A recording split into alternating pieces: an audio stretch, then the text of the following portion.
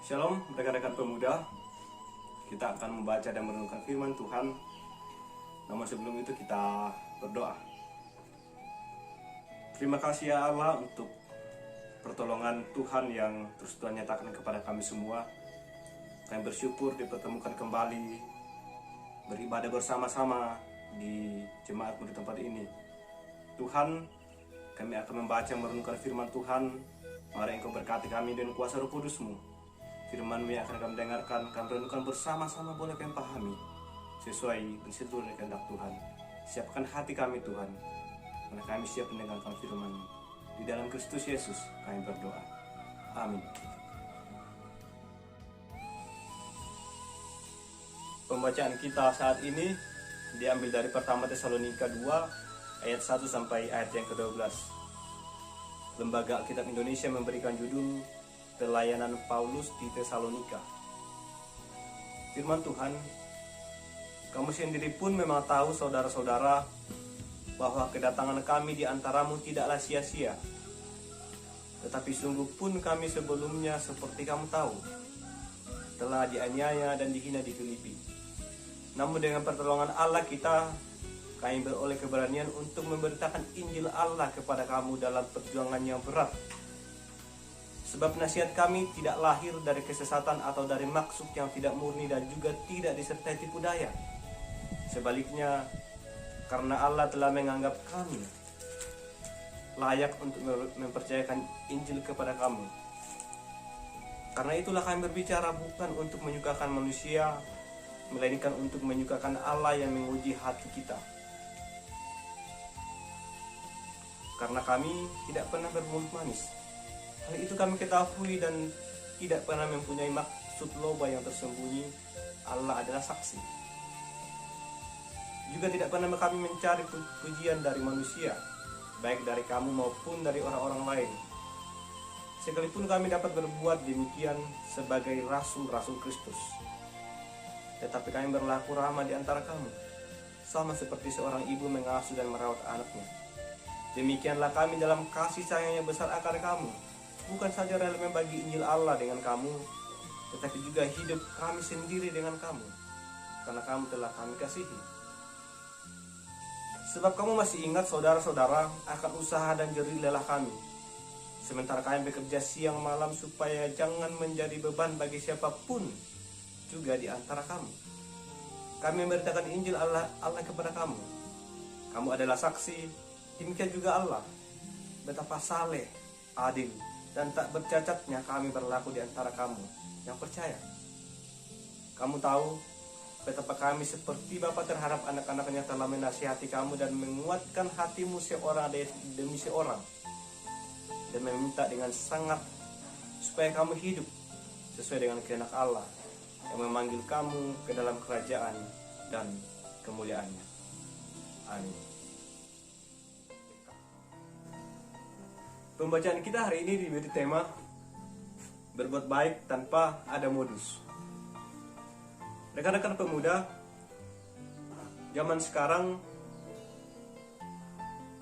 sangat kental diisi oleh kegiatan media-media sosial, antara lain Facebook, Instagram, Twitter, dan YouTube, seperti yang kita lakukan saat ini.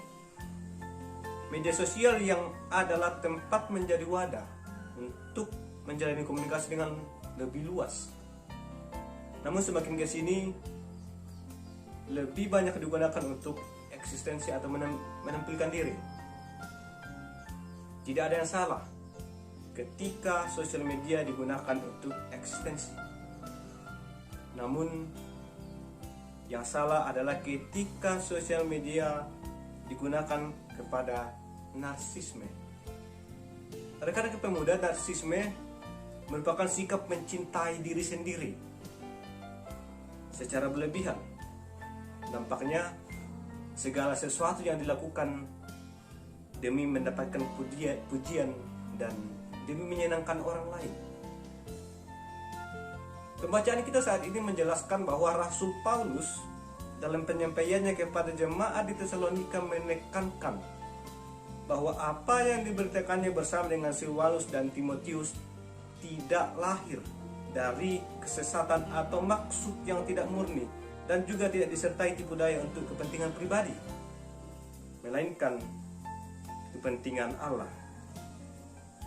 Semua pemberitaan tersebut didasari oleh kepercayaan bahwa Allah telah memiliki mereka untuk menyampaikan Injil, sehingga mereka menyampaikan Injil bukan untuk menyenangkan hati orang lain, tetapi menyenangkan hati Allah. Paulus dan kawan-kawan menyampaikan semua berita dan menyatakan kebaikan dari Tuhan kepada semua orang tanpa modus. Kebaikan yang dinyatakan Rasul Paulus benar-benar dilakukan sepenuh hati, bukan sekedar agar mereka dikenal, bukan sekedar agar mereka dikatakan bahwa mereka adalah pemberita firman, namun agar jemaat mengenal Tuhan serta firman Tuhan dapat mereka terima dan dihidupi. Jelas dalam pembacaan kita saat ini. Rekan-rekan pemuda, saat ini begitu banyak yang melakukan kebaikan dengan modus supaya diterima dan dipuji oleh banyak orang. Pada akhirnya banyak yang baik dilakukan demi pencitraan. Sifat seperti ini semakin merajalela di dunia sekarang ini. Sifat narsisme membuat banyak orang munafik, mau menampilkan yang baik hanya untuk dilihat oleh banyak orang,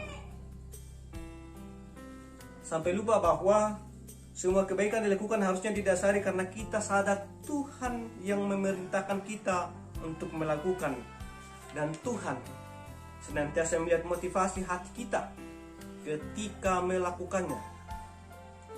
Motivasi dalam menyatakan kebaikan dan memberitakan firman haruslah berangkat dari rasa hormat dan takut akan Tuhan, sehingga kita terjebak